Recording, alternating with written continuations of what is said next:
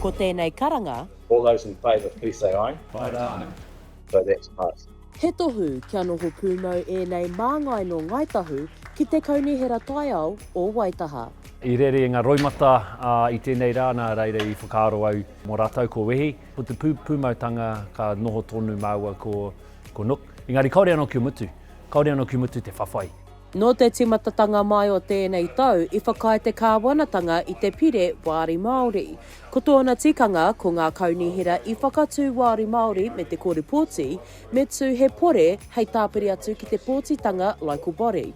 What we've done actually is really been involved with all councillors and giving them the mana whenua, Ngāi Tahu perspective on almost everything we talk about. It's really reassuring that we're going to send a message back to the Crown is that we actually do not agree with actually repealing this bill. Whai muri I tēnei pōtitanga, ka noho pūmau a Ngāi Tahu I tā rātou tūru ki te tēpū o te kaunihera. It was really reassuring to know and to see that the councillors were recognising the benefit of having Ngāi Tahu at the table. And it was a reconfirmation of that relationship, how much it's grown over time.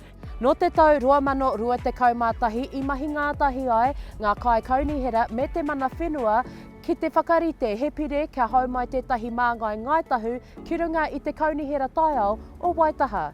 Nā te tau whai muri mai I whakahau mai te kāwanatanga I tēnei pire nā I whakatū te kaumawhā o ngā ringa o Ngāi Tahu mo tēnei tūranga, ka mutu e rua ngā māngai ki runga I tēnei kaunihera taiao. Ko nei māngai, hei waha, hei whakapāho I ngā wawata me ngā whakaro o ngā papatipu runaka, huri noa I a Waitaha. I hikitia taku rika mo tēnei mahi kai kaunihera nā te mea mō rātou.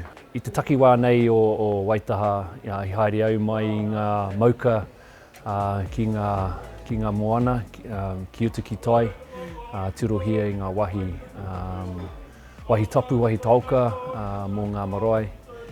Tiro heanga take hei tiaki enei mō wai mō ngā uri whakaheke.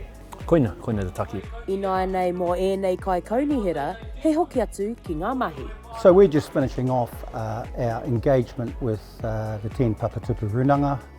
We're in Moiraki next week, and then Arowhenua, and then Kokorarata, and also Onuku. Where to from here? We just continue going forward. Heoi anō, ka re kore e nui ngā wero kei mua I te aroaro mā te tokorua nei.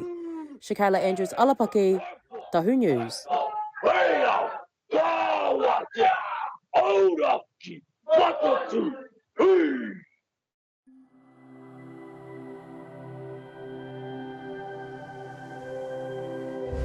Ko te reo